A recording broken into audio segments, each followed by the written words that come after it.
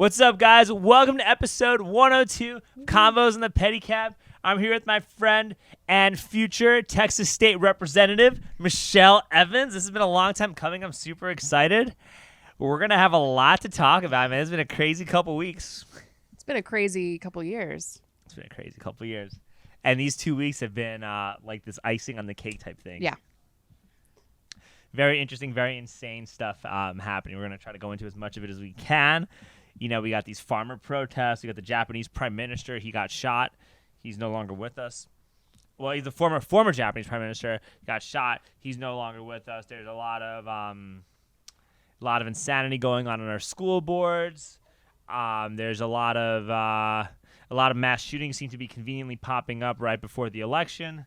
There's a lot of anti-American sentiment conveniently popping up right before the election. There's this abortion stuff that happened with this Roe v. Wade. We definitely got to talk about that. That's a big issue that's multifaceted. Mm-hmm. Anyway, Michelle, happy to have you. Thank you for having me on. So excited. So you're a first-time candidate, right? Yes, first time running. So when did you decide to get politically active? I've been politically active off and on since at least 2015. That year, myself and two other pissed off moms started Texans For Vaccine Choice. And so I was at the Capitol nearly every day just lobbying against mandates and against encroachments on your medical Bodily freedom. autonomy. Okay. Yeah. What made you want to start that organization? And that's really cool that you started that organization. Yeah. I mean, it's become something. Like, it was just a kind of a loose collective of moms that year, but it became something much more influential and much more important, especially in the last couple of years. Well, it's a very big organization, and Yes. It was a big organization pre-COVID. But what was like the thing that said, I'm going to go start a PAC, or I'm going to go start an organization? Well, like, 'cause most people don't do that. Most people just get angry and they just take their kid out of school, or they like go to a doctor and the doctor makes something up on the form and then everything's fine, right? Like, Right. What made you go above and beyond to do that? We had a legislator out of Dallas named Jason Villalba. He's no longer in office, but he filed House Bill 2006 that year that would have eliminated the exemptions for philosophical reasons and religious reasons. So we just, like, moms just got on the phone with each other, people I'd never met before. We started a Facebook group. It didn't become anything other than a group, like a loose group, until the end of that session after we killed like 15 bills. And then we started the process. Yeah, after we just killed 15 bills. Yeah. No big deal. You know, I didn't even know who my then we legislator became was. a serious organization after that. All right, well, that's cool. when we started the process of 501c3, 4, and the PAC. Okay, so, and then it kind of mushroomed and became this big organization. Right. Okay. And it's also kind of weird, right? Because, like, I'm not trying to come across as like someone that's like anti-vaccine or anything like that. But like the amount of like actual cases of these diseases that people actually have to vaccinate for are extremely rare.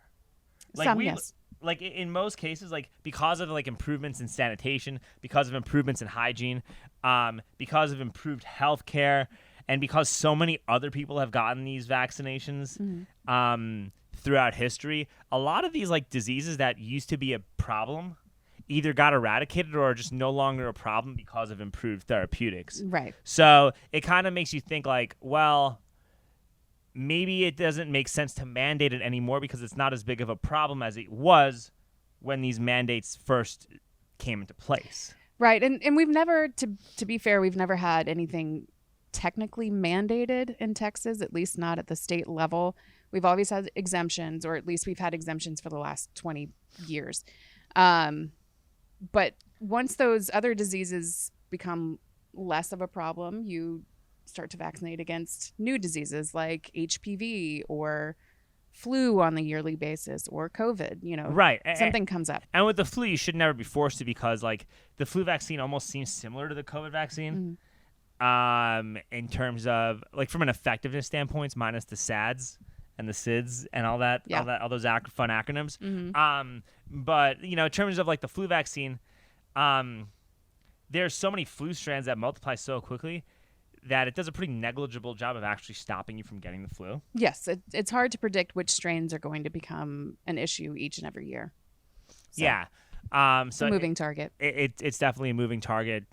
And then you have stuff like, measles and mumps and rubella, like the MMR stuff, right? Like where, and I'm talking about those specifically because a lot of those shots wind up becoming delivered in bundles, Right. which have been proven to be really bad for children. Right. So, for example, when my oldest child was 4 months old, she was exhibiting symptoms of RSV, which is respiratory virus that's common in little kids.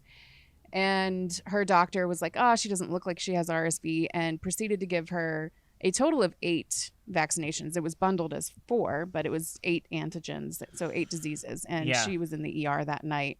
And I don't know if it tanked her immune system so bad that the respiratory issue got worse, but either way, I would advise, I'm not a doctor, but I would advise against giving 8 antigens at once to a sick child. Right, and that's why you have to make a choice, because if you took 8 of those things separately, you'd probably benefit from those and you'd create a healthier child. But then when there are certain requirements for certain ages, it kind of forces the bundling of these shots and procedures, which can cause a lot more harm than good. So ultimately, I think when you give people choices in terms of how they administer this stuff to their children, most parents are still going to choose to vaccinate anyway. Overwhelmingly. They'll just maybe do it in different phases and stages, which I think is probably better for the kid anyway. Right. There's no one size fits all in medicine. So being individualized, having each person have a unique plan for their health, I think is just basic. 100%. So is your kid okay now, though? Oh, yeah. She's fine. No immune problems, no neurological stuff No, none for her. You're very lucky. Well, I have one kid that wasn't quite as lucky, but she is doing really well now. So. There's like a hearing issue, right, or something like that? That's a genetic issue. She has a genetic disorder that caused her to be deaf and have thyroid disease. But in addition to that, she was on a delayed schedule up until a year old, and then it was like somebody flipped a switch after one of her well child visits, and so we had this kind of prolonged reaction, all of which is documented, but we decided at that point that it wasn't the best route for us and our kids. With all the shots and all that stuff, right? Yeah. When I was really little, I was a very chubby and healthy and vibrant baby. And I talked about with numerous guests. And then I got my MMR shot when I was 2. And they always say once you hit this age, if you ever have any neurological issues, they'll manifest during that age. But it's also right when you get those shots, so that could you never really know. But right when I got that shot, I turned purple, I lost a bunch of weight. Oh. I started to become way more withdrawn.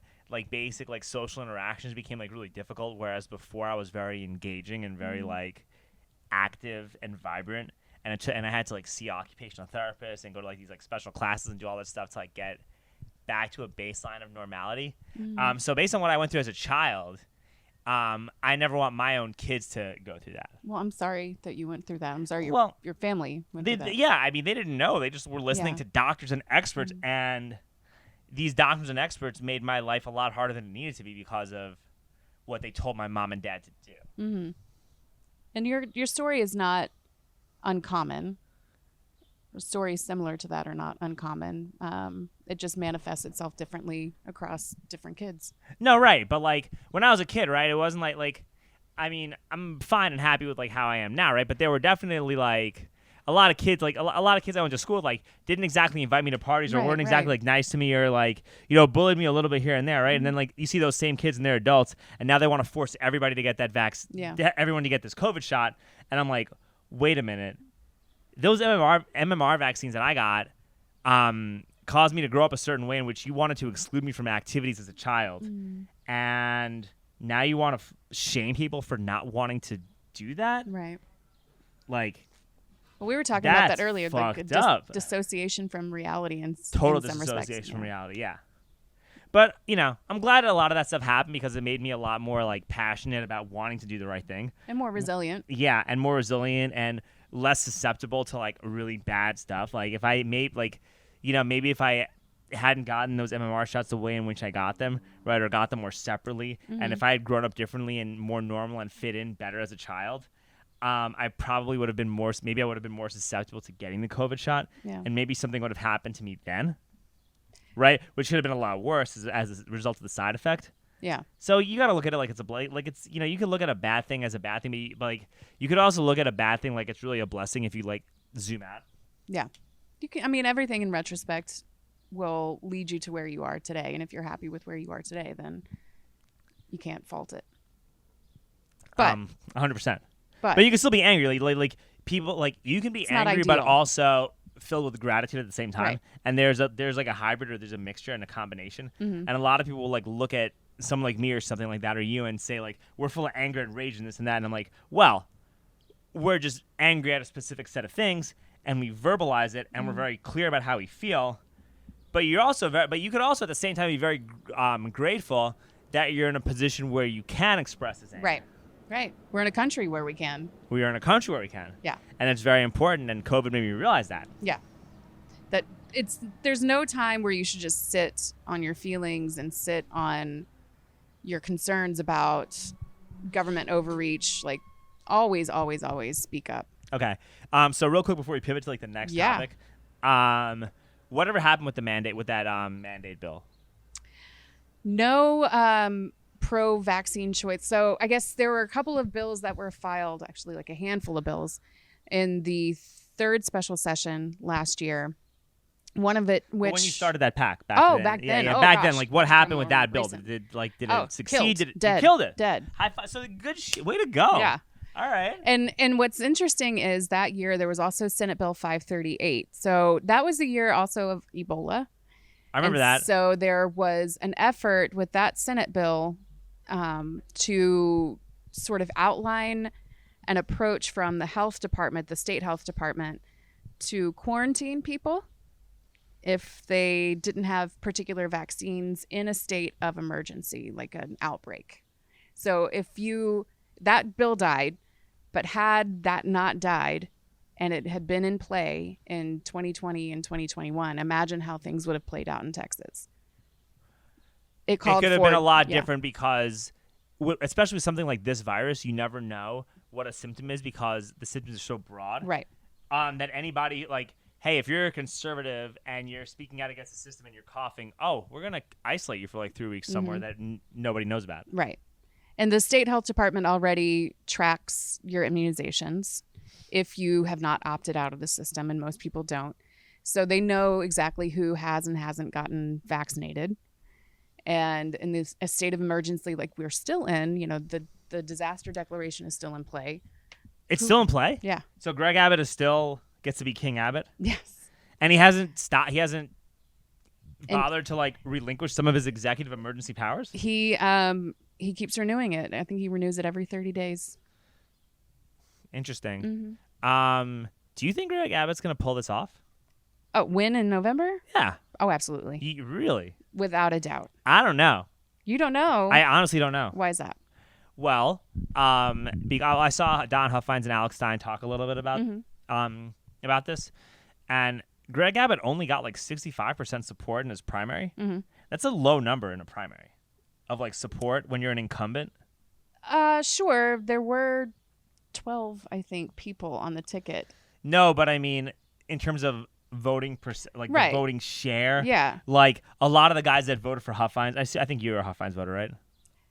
I'll pass on that. Whatever. All right. I voted for Huffines. I like Huffines. I voted for him. I do like Huffines a lot. But a lot of people that voted for like Huffines He's a really good senator too. So yeah, I like him because of like him and the Ron Paul connection, and the fact that he's like a Bitcoiner, and the fact that he is very much in this. He's like the right kind of conservative in a lot of ways. Like maybe some of the social stuff, it's like, all right, well, I don't fully believe in that, but like I know you're gonna protect my basic rights and liberties, and that's like you're doing what conservatives are supposed to do, and it's to protect your rights and liberties. Yes. Doing what everybody in government should be doing. Yeah, but I do think that liberals and conservatives have different roles. Yes. And he did what his role is supposed to do, right? And I think that's also why we're moving more to the right, is because conservatives right now are doing more to protect their rights and liberties than Democrats are to like ensure equity. So if that makes sense, yeah. Like if you remember the night of primary, Don Huffines sent out an email that said he was, already calling it, and that he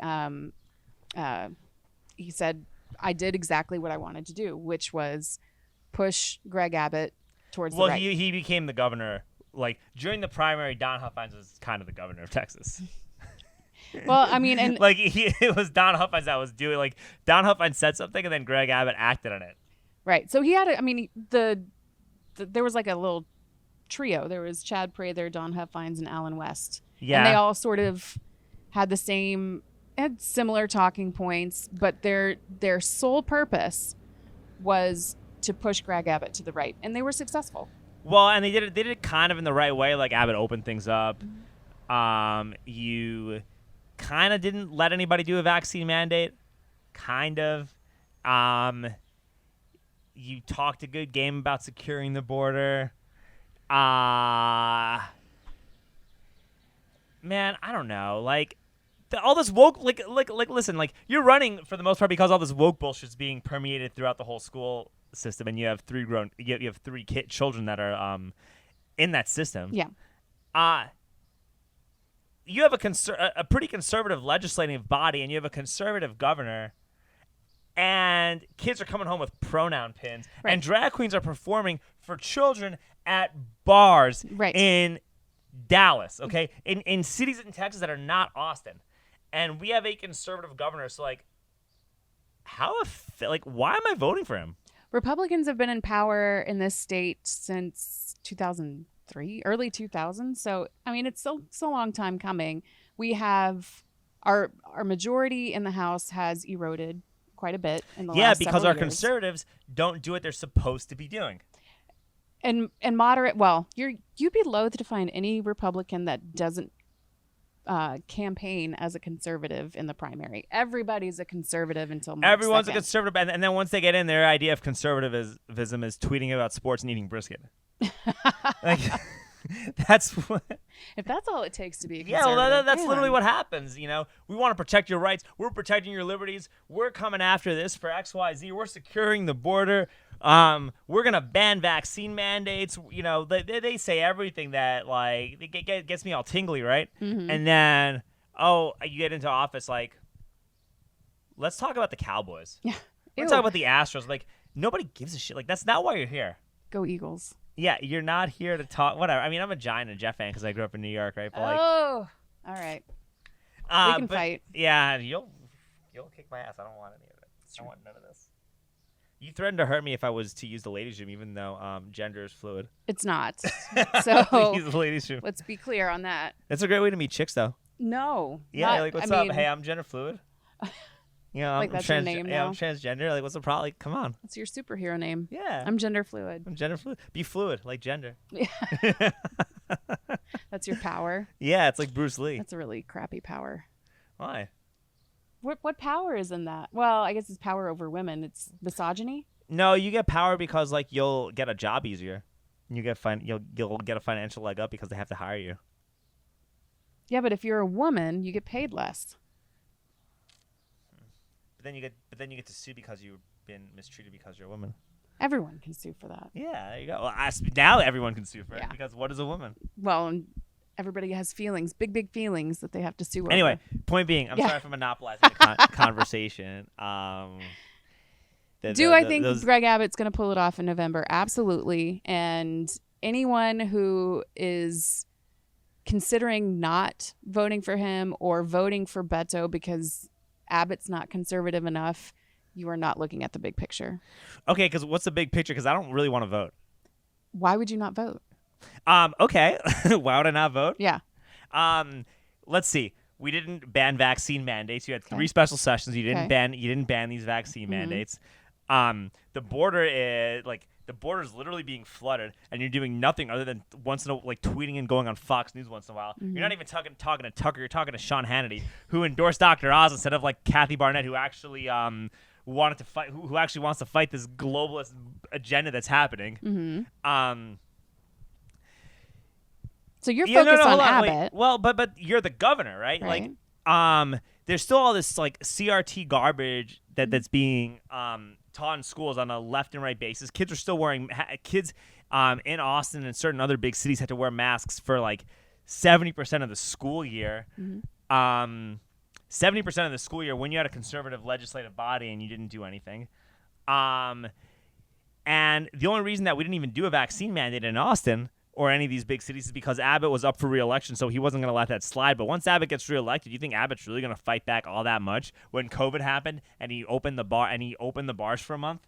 All it took is a little bit of pressure from a few mayors and governors and the media hounding him. Maybe, for him to just change course like that. Mm-hmm. Unless you're like, I don't know, doing some stuff with like little kids that nobody knows about or doing some weird shit that like people can blackmail you for. Like, there's no reason for you to like, why would I want to have a backpedaling conservative? I just. Why would you not vote in general, though? Well, I didn't say I wouldn't vote. I just don't know that I'd vote for Abbott. Okay. Gotcha. Because you have, Paxton's on the ballot, too. I might vote for Paxton. You don't tell me you might vote for Paxton. You tell me you will okay, vote I for probably Paxton. will, considering what he's up against and the fact that he's, like, at least, putting on a show to, like, he's trying to do something. He is the hero we don't deserve. What? In Texas. They threw me out. That they threw me out of City Hall before the mask stuff got lifted in Austin for not wearing a mask to go inside. Uh-huh. And I videotaped it and I showed it to like the governor's office and they were like, "Oh yeah, we can't really do much of anything. We're still tied up in the courts." And I'm like, you could have called a legislative session and pressured the governor and done a whole bunch of things with your power and ability to fix this. Yeah. And you didn't. And then Dan Patrick, sorry if I'm ranting. That's okay. I'm kind of a cheap date. We had Continue. some drinks earlier. Not a date. Well, it's metaphorical. Both of us are pretty, like, she's married. I'm serious, Yeah. We're putting it in quotes. Anyway, Dan Patrick didn't want to go to the NRA meeting after the Uvalde shooting. Like, why would I want to vote for a conservative that has no spine? But what did Dan Patrick do as the president of the Senate, the state Senate? You tell me. The state Senate is far more conservative and passed all the conservative legislation. It died in the House. Can you share? Well, I mean, things like, so the CRT bill that might have had more teeth that went to the House, it lost teeth. But why did it lose? There's still a big majority of conservatives there's a big enough majority to pass this stuff, right? Well, if you want like you need a super majority, so at least 100 to pass things and get stuff done. It's like a majority to pass any bills? No, not to pass any bills. You can have like you can have just a simple majority, but super majority gets things done like in the immediate sense. There's 150 House reps. I think that there's maybe 83 Republicans. So, I mean, it's not a huge majority. So all you need is a couple of squishy Republicans to... So there's 83 Republicans. How many reps are there in the House? 150. What? So it's just over half. So it's like 80 to 68 or something like that, or 83 to 67 or something? Yeah. Yeah. Wow, that's math. That was impressive. That's not even Common Core Bill Gates math. Wait till that happens. Then it changes up. Then we're going to do cubes. And yeah, then it becomes like 77 all or whatever. So some weird stuff happens. All right, but like, what's the amount of votes that you need to pass that?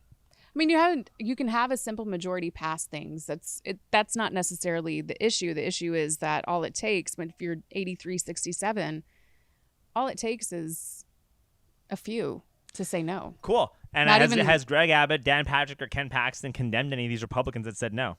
Ken Paxton's been pretty outspoken. Dan Patrick's been outspoken, too, about the House Republicans. Has he? Because I haven't heard a single thing on Twitter about any specific name of anybody that's, like, backpedaled and, like, been a rhino. I haven't heard any of that. I don't know if you're going to get names called out. Well, Donald Trump called names. Here? No, like, with the U.S. Senate while he was president. Like, you called out names. Like, why can't our state legislature, why can't the highest ranking officials in our state government call out names? Well, I'll say this. Donald Trump also endorsed our House Speaker. With Dave Phelan? Mr. Let me tweet about sports and eat brisket all day. Yeah. And he also endorsed Abbott instead of Huffines. Mm-hmm. Yeah, who knows about Donald Trump? I like DeSantis better if you want my honest opinion. I mean, I have absolutely zero against DeSantis so far. I think he's doing a really good job in Florida. Our governor's like a low-rent version of fucking... I was going to say that what happens in Florida trickles down to Texas, and that's fine. Like 5 months later. 5 months later in a watered-down version. Cool. That's nice. Are you trying to get me elected or no? No, I'm sorry. I'm sorry. I'm sorry, just talking. It's fine. It's fine. We don't have to share 100% of the same views in order to interact. We're not Democrats. Of course, we got it. We're talking openly. I'm just sharing how I feel. Like I'm a frustrated new Republican. Yes. And well, welcome. like I guess I'm a new Republican considering what's been happening, right? But like, this is who you got to talk to in order to get people to vote for you. Yeah. This is how you win, is by talking to people like me. Like the old the old lady that's voted Republican all her life is going to vote for you just because you got an R next to you. I hope so. It's the guy that it's the people like me and that guy Luther that we saw at the bar earlier. Very cool dude. Yeah, very cool. It's those guys that are going to be the difference between you winning and losing. That's why I when you said that you were thinking about not voting, I'm like, dude, you have to. There are good people out there on the ballot. Well, you're not in my district. If you were in my district, I'd vote for you. If you were in my district, I'd vote for you 100%. I'd be like, I'm not voting for the fucking governor, Johnson City. So, who is that? What House district is that? Well, there's like Justin Berry and Ellen Troxler. So Ellen Troxler is going to be your next. She's going to win anyway. There's no need for me to vote. She's already got it. She's going to win, and that's going to be great. I was just cool. I'm friends with Michael Searle. She's I like her chief of staff. I'm like friends with her chief of staff, and her chief of staff is awesome. Yeah, I've had nothing but good interactions with her. She's smart, really smart. Yeah, I like her. I mean, I think that the fact that she chose Michael to be your chief of staff means I like her. Okay. You approve? I liked her chief of staff when he was when she was a council member, and he's like has the same type of conservatism as I do. Yeah. So sure, I'm in. Yeah. Very. I had Justin Berry as a podcast guest. I don't have anything against Justin Berry. I was like, they're both cool, I guess. But I think that and I don't even know that much about Ellen, but I know that Michael Searle has the same type of conservative ideals that I have. Ellen, and so like they get along and they still talk with each other, so it's gonna be something that I relate to more. She's been involved previously with the Texas Public Policy Foundation. I think that she was one of their fellows, like a property tax expert. They're more like libertarian anyway. Like Ellen's a little more libertarian than Justin is, right? With like certain things. I don't know that she would put it that way, but she's very fiscally conservative. Yeah. And she'd be more looking to fight against mandates than I think Justin Berry would. I don't know. I don't know much about Justin besides the. Well, I know that he's stuff. Abbott. He's like he was endorsed by Abbott. Yeah, he's an Abbott guy, right? Yeah. So it's like, how hard did Abbott fight against mandates? Well, not really, like not too much. Yeah. So Abbott endorsed a handful of people in the runoffs, and Ted Cruz endorsed everyone that Abbott did not. Cool. Did you know that? Did not know that. Fun facts. Fun facts. Fun fact. So, Speaking of Ted Cruz, did you see someone? Did you see those Alex Stein videos? I did, where he was calling him a globalist and. Well, with Crenshaw, Cruz, it was Cruz. He was talking. He said something to. Well, a little bit, but Cruz, he was just shitting him for going to Cancun and doing whatever it was he was doing, right? That man will never live that down. No, and he shouldn't. Even though it's still better than our mayor going to Cabo when he's telling people to stay home, it's way better. Yeah. And Adler shouldn't live that down. I think it's worse that Adler lived that down versus Cruz. Oh, absolutely. Because Adler's example is a lot worse than Ted Cruz's. And you're talking about like a local politician telling local people what to do. Yeah, and the things he's telling you to do are like deliberately designed to hurt you, and then you're just gonna disregard your own order and then just go travel. Like it's like you look at us like we're peasants. Zoom from Cabo, right? Zoom from Cabo. Yeah. From Cabo. Nice. Yeah, no. I mean that's why I love going out and trolling these the city council in Austin. Like I have no guilt about doing it in any capacity. Like I know he's uncomfortable. I know he doesn't like it. I know he hates it. But it's like this is your legacy. Like a guy like Steve Adler. He's in a lame duck phase at this point, right? I don't know if he's in a lame duck phase. Like he's about to, his term's about to expire. But the fact of the matter is like that guy can never walk around in public. I hope not. It's not like, no one's gonna attack him or do any of that stuff. No violence. Right? Like that's I don't think he's worried about that, but it's like for the rest of his life, nobody's gonna be happy to see him. And they shouldn't be. I mean, he has done every bad thing that you see in Austin, Travis County, that's courtesy of Steve Adler. And Greg Casar. And the dynamic duo, like the Batman policies. They're like Batman and Robin of Who's Robin in that situation? Probably Casar. Okay. All right. Because Adler is the mayor. So Casar, you'd think Casar is like the beta in this situation? Well, I don't know. I think that that's a tough situation because I think that I didn't mean to put you on the spot. No, I think that Kassar's like, it was Kassar's ideas, Mm-hmm. but they worked because Adler had the power to do them. Gotcha. I see what you're saying. Do you know what I mean? Like, Yeah. it was Kassar's ideas, and Kassar has the friends and the nonprofits that could put pressure on Adler to do X, Y, Z. And then Adler did it and legislated and spoke in a way that in which he used Kassar's rhetoric to benefit his developer buddies. Yeah. Yeah. Yeah. At least Gotta love Kassar genuinely believe, like, say what you want about Kassar, and I really don't like him as a legislator. At least he genuinely believes what he's trying to do. Do you think he does? I think a lot more so than Adler. Okay. I know people who worked on his campaign where they're like, yeah, he genuinely, I think, believes a lot of this stuff. And I've known people on his campaign who said that he's like works like night and day, like never stops working. That's interesting.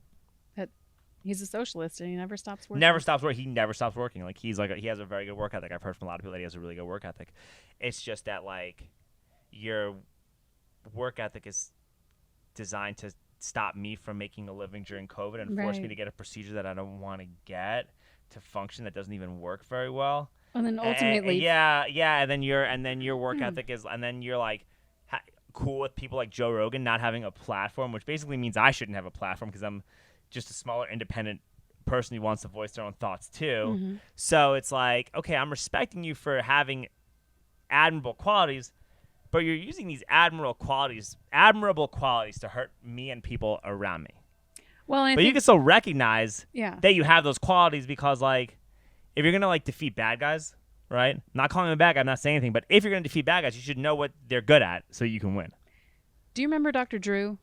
Yeah. Okay, so he Does was that make on, sense? Like, yeah, he was on a podcast recently, and he was talking about how these policies that are based in care for your fellow human being or whatever, however you want to frame it, are what have led to the downfall of places like Los Angeles, places with really restrictive COVID policies, but also really lax policies when it comes to the homeless population because you want to be crime, right. Because you want to care right. for the most vulnerable. Hey, don't go outside. Hey, you better take 4 shots because you got to protect the trans person that got their operation that's now immunocompromised. Like that's yeah, that's kind of what it is. Yeah.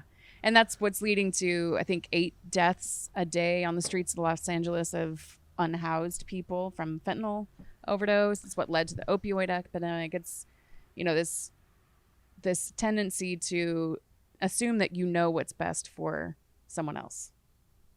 Yeah. No, I have no argument with that at all. But also that type of governing and that type of philosophy is also like rooted in manipulation. Oh yeah, absolutely. Because it's like this, like, you were in high school, you were in college once, right? Like, once upon a time, right? Like, I was in college. Yeah, I mean, like, you never had like some guy that like sweet talked to you and like said all the right nice things to make you feel cared about and loved. Yeah. To try to get in your pants and stuff like that. And then the guy winds up being a total fucking asshole who treats you like garbage. And then like you're kind of get gaslit and manipulated into being with someone that just emotionally like abuses you and uses you until they're done with you. I've heard that can happen. Yeah. You've heard that can happen. Yeah. Like that's the same thing that's happening right now, just on a political scale instead of on a personal scale. Yeah. A bunch of gaslighting. Like it's ingrained in people to gaslight at this point. And I actually hate that phrase, but it's appropriate. Well, that's what's happening. It's gaslighting. Yeah. That's 1,000% what's happening. All right. How do you feel about this whole abortion thing? Let's just go off on this. Let's just rip the Band-Aid off. Rip the Band-Aid off. I want to talk. It's interesting because we're talking about compromise. We're talking about like hot button issues. Right. You're a hot button firebrand, and this is probably why you have a really good chance of winning. So it's also important to talk about these hot button issues in perspective. Right. So I'm 100% pro-life. My perspective on that changed many, many, many years ago. I mean, it's kind of gone back and forth, but when you look at the Constitution, you understand that your rights are natural. They're not relative to age, time, location, none of that. So a human being is a human being from conception. So, okay, because of natural rights and because of the Constitution, a fetus that just got conceived has the same amount of rights. Yes. Okay, cool. The Supreme Court in the U.S. said that a corporation has the same amount of rights as a human being when it comes to like the Constitution and the First Amendment too, which stopped the censorship bill from happening. So what's a corporation made of? A band of humans. Yeah. Yeah. But, you know, when they tried to pass anti-censorship legislation, that same logic is the reason my videos and my content is being algorithmically shadow banned on Twitter, even though I should have a national audience with what I put out. Right. And there's so that's my pushback, and that's what I'm saying, because we got to talk about this. It's a big issue, and we got to talk about it in a big perspective. Right. Now you're talking about a corporation versus just a single human, right? Well, yeah, but I mean, you're having court cases that called corporation that give corporations the same like the same human rights as a human. And whether that's correct or not is kind of irrelevant to the it's irrelevant to the Roe decision, because that was just putting it back on the states. It puts it back on the states. I'm not even mad about that, right? Like, I personally am like, could care less. It's an issue that I just don't care about. I think there are way more important issues. Like, that's not why it changed. I didn't change the way I vote because of abortion, right? Right. Like, I changed the way I voted because of China, because of lockdowns, because of mandates, because I don't want to have to show a digital certification of my health to go into a restaurant. Right. Which basically translates to I don't want to show a QR code to eat and buy things and like do things, and I don't want to. I don't want an RFID chip. Like, yeah, so that's I hate that too. Actually, I still ask for paper. Yeah. So that's why I changed how I vote, and I think that's why a lot of other people changed their votes. And I also think that some of this abortion stuff and this Roe stuff is actually going to like hurt this movement more than it's going to help, considering it's happening right now in an election year. I don't know if it will or it won't in Texas when it comes to local politics and even statewide politics. I think maybe on a federal scale, it'll be a tipping point for some people. But in a state like Texas, like we were talking about earlier, they already decided this last session. So, you know, maybe something will try to be done in the next session, but the likelihood of that happening is pretty slim. If Beto wins, because of how the margins work with creating legislation, nothing will happen. Right. But I anticipate something like that could get Beto over the edge if there's enough people like me who don't really understand why I need to vote for Abbott. I think, and when you factor in this Roe stuff, and when you factor in the mass shootings coincidentally happening to occur from like last month up until November, you might wind up getting a perfect storm of events. Plus what's happening at the border, and you don't know how secure like our elections even are.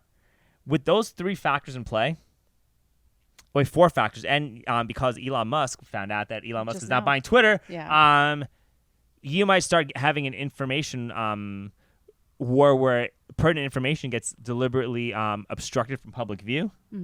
Those four factors could create a perfect storm in which we get a Governor Beto in November. Well, let's talk about abortion and how it might impact votes. Let's do that. I think for the majority of voters, would not ever personally opt to have an abortion.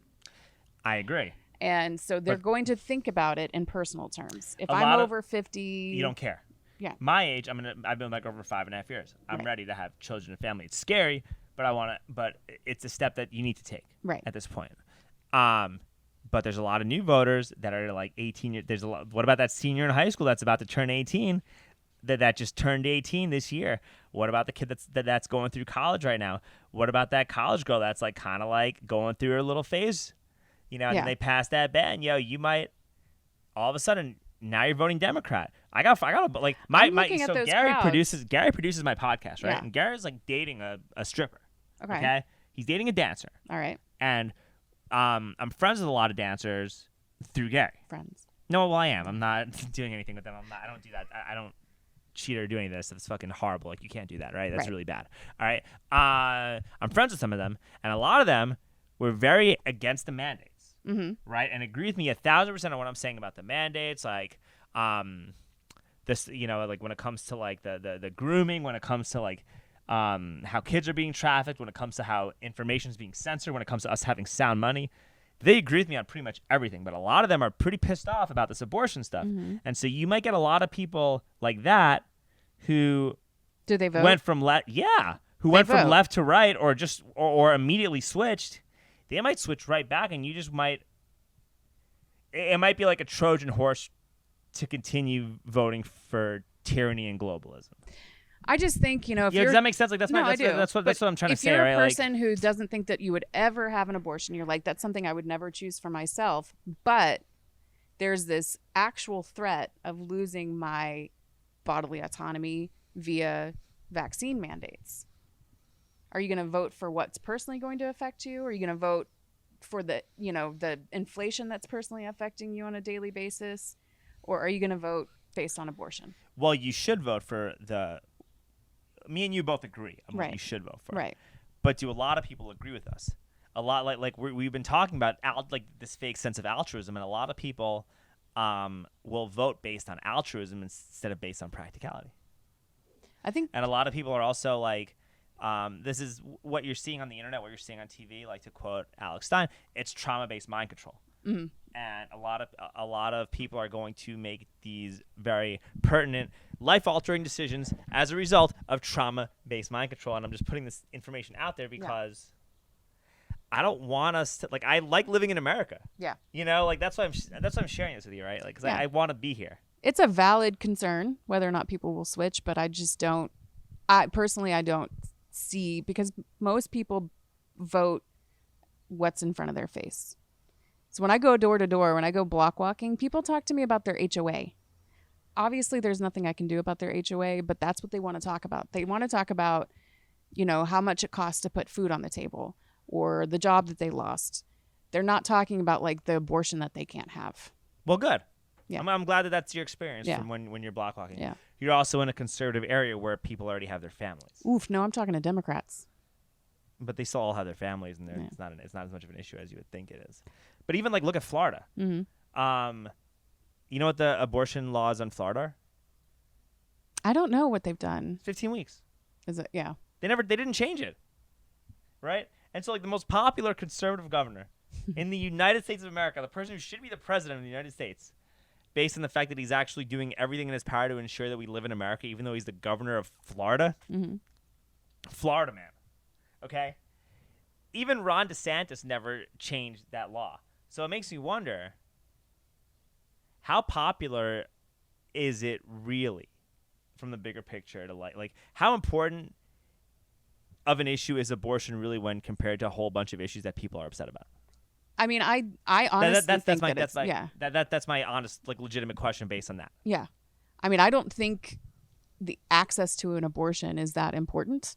So, because I think to me, it's a very easily decided thing. But obviously, that's my I don't think it's that. And I think we spend too much money on Planned Parenthood and those organizations. Ooh, yeah. And those companies also don't even. They do a lot of shady stuff, like giving kids puberty blockers and doing all this stuff is wrong. You shouldn't do that, right? Right. But I just think that you could run I really think that in this day and age you have so many newer people that are moving right. Like the guy that we talked to at the bar, do you think that guy gives a shit about abortion? No. Doesn't have a chance. But that guy has a chance if he lived in your area to vote. You could have gotten that guy to vote for you. Right. And he couldn't care less. And it's not an issue I lead with. Yeah, and it's not I don't go to doors with a pro-life shirt on or anything like that, because I know that it's not a central issue for a majority of the people in my district. And I think that's the important thing, right? Or when it comes to talking about the stuff, you got to hold up the mirror. So did you see we talked about this earlier, but I made a little video about how I created a fake petition to make abortions mandatory. Yes. Because we need to lower our population. Mm-hmm. To reduce the fear of climate change. And honestly, man, these Trump supporters, they shouldn't even be having children. And you should they should look at your social media, just like in New York. They got to look at your social media and they got to look at what you're posting in order to see if you're able to even have a child, because of the prevalence of right-wing extremism that's going on. We can't have more of that, right? So if you start saying stuff like that, right? And you start filming yourself talking to liberal Democratic voters, repeating those talking points, and you get state officials or candidates to like espouse those same beliefs, even though they are completely made up. Yeah. Right? And you're basically like straw manning what these conspiracy theories are. If you get to openly admit to that and you hold a mirror up, that does way more to preserve life than banning things. Well, I'll leave that to you. You're the expert. I am, but I'm just saying this is my 2 cents. Like that's what I think. Like I think that's like a better winning approach because like I don't want to see like culture war stuff, cause the momentum that we have to like take America back to what it should be, where we actually have rights, freedoms, and liberties that were like enshrined in our Constitution. Like I don't want to see culture war stuff sabotage us. Does that mean I don't want to see stuff like that sabotage us? See, I see it as all being pretty interconnected. Okay, share. So, with the Roe decision in '73, there was this perpetuation of an idea that like certain humans are not human enough. So you've had like obviously an explosion in the number of abortions. You've had the push towards euthanization.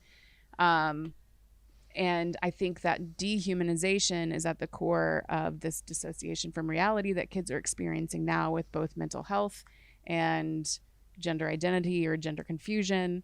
I think it also is sort of an underpinning of mass shootings, especially for these young men who are, have some sort of mental health issue. They are easily dehumanizing the people around them, not for any particular reason. Just like if you're on Facebook and you're yelling at some stranger and calling them, abhorrent or whatever, like using foul language with them, you're dehumanizing them. People are being pushed into us and them. It happened a lot during COVID, right? People who didn't vaccinate were killing somebody, or if you didn't want to stay home. Yeah. You're a criminal. You're a criminal. You're a murderer. You're a mass murderer. I was hearing all that stuff. Yeah. So we've just made it so much easier to dehumanize our fellow Americans. So, and that ties into things like sex trafficking, and to me, it's all kind of interrelated. Okay. And if you go back to, and my hope is with the Roe decision that we go back to rehumanization of. I think people are going to be more likely to find their tribes because of this too. Mm. Like, I've always thought that like in the next 5 to 10 years, you're going to have like COVID freedom states, COVID lockdown states. Mm-hmm. You're going to have states with like strict mandates, states with no mandates. You're going to have states with central bank digital currencies and states that just use Bitcoin. And then you're also going to have states that like are very permissive about abortion and very against abortion. And you're also going to have states that are like very big on masks, and states that don't do masks, and states that like have drag queens coming into schools. So you're describing California and New York. Yeah, but I think that you're going to see a very like a real separation. Like you're almost going to start really seeing like two separate countries, and you might just start seeing like as a result of this abortion law. Like my thing is that like you might start seeing less people moving, like less of these like woke white women moving to Austin because of this, which is probably a good thing. Well, Austin's not going to enforce it. So yeah, I got a great speech planned out for that. I got a great speech for that. Like, yeah, because I really could care less. And for the most part, I'm like, yeah, listen, choose to get. My philosophy is like live and let live. Hey, you should choose to get a vaccine just like you should choose. You should have a choice to what goes in and out of your body, and that's it. Like it's your choice. And that's my take is like it's literally your choice. I don't care. But I also think, like you said, like you got to vote for what affects you personally, and I'm going to do everything in my power to not let somebody force a procedure on me. Yeah. Or try to censor me because I'm saying something that disagrees with the narrative, or tell me that I can't defend myself, like, or a party that's like making it, infinitely harder for me to like travel to and from work, with incentive money printing and inflation. And I think those other factors outweigh that one thing. So it doesn't really matter. Like whether I disagree with you on this one issue, I don't care. I'm still going to vote for you. I'm still going to vote for you. I really don't care. I'm just giving you my honest. Wish you could. I'm just giving you like my honest opinion about like how I'm feeling. And there's probably a lot of newer people like myself who have switched how they vote that probably think the way I think. And I don't. There's been a lot of progress that's got made, and I don't want to be like. I really am scared that I'm really scared that we don't alienate people like myself to go back. to the other side. And that's kind of where I'm getting at, if that made any sense, because I like to ramble. It's, and it's a risk, but for me, it's a risk worth taking because you're protecting human life. Okay, cool. I'm just sharing my thoughts and sharing how I feel because it's something that I think people should take note of. Mm. And I also think that like there's so I got this thing about like conservatives, right? And like both of us agree that a lot of conservatives just don't have a spine when it comes to like the right things. Mm. Like the fact that we didn't do a mandate ban is abhorrent. Mm. The fact that like Abbott didn't prioritize it is bad. It could cost him his election. Mm. And if it doesn't cost him his election, it could cost him his election 4 years from now. It could cause the legislative body to lose seats if we don't actually start making people feel like you matter to like they matter to you, right? Like I really think that's Kane the wrestler. Yes. He gave a speech when he got elected mayor of Knoxville, Tennessee. He's the mayor of Knoxville? He's the mayor of Knoxville, Tennessee. Yeah. The Undertaker lives here. Yeah, I know that. Yeah, okay. Yeah. Anyways. I've seen that Red shooting range, yeah. Or now it's Bentley's. But he gave a speech saying the same thing. It's like, like you're going to get a blue wave and it's going to keep crashing into the big red wall. And in order to like actually stop it from happening, like you actually have to like appeal to younger people and actually like, mean what you say and actually have a pair of balls and speak in a way that like these values, they affect everybody. They help everyone. And you got to really be strong to communicate how these values affect everybody and help everybody. So that's what I'm saying. I don't think our legislative body communicates that very well.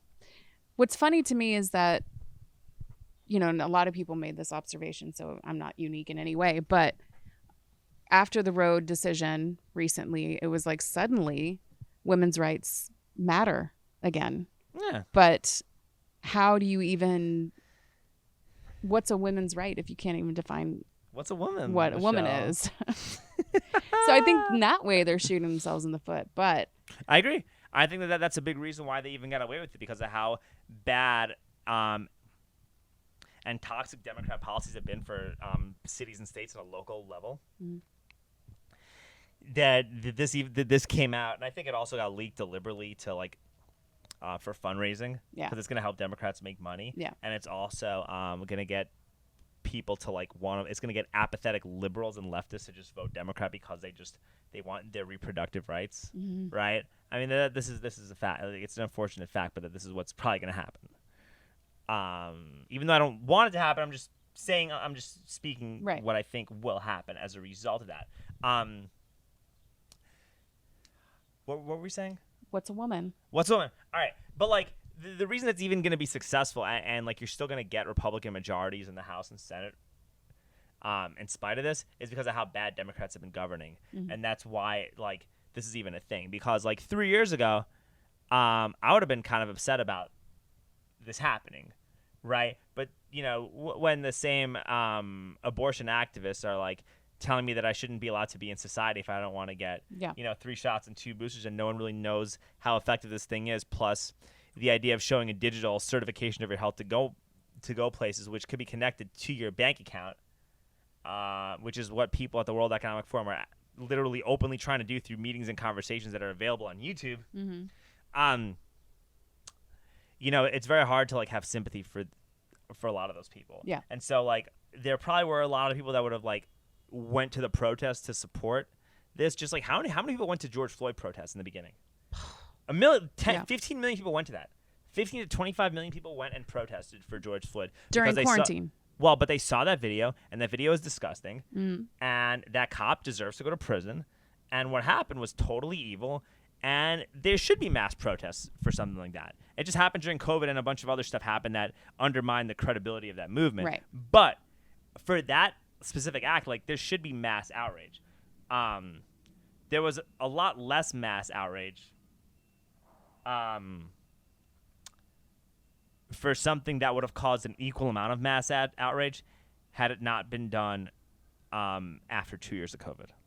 Okay. If that makes sense? Yeah. Like if the Supreme Court tried to ban abortions in 2019, you'd have seen the same level of protesting as you saw for George Floyd. Oh yeah, it would have been a huge upswell. Huge. But you saw what you saw paled was like child's play compared to that, and I think it's because a lot of people are already sick of these policies. A lot of people have gotten more conservative as a result of what's happened. A lot of people were like, wait a minute, my body, my choice now?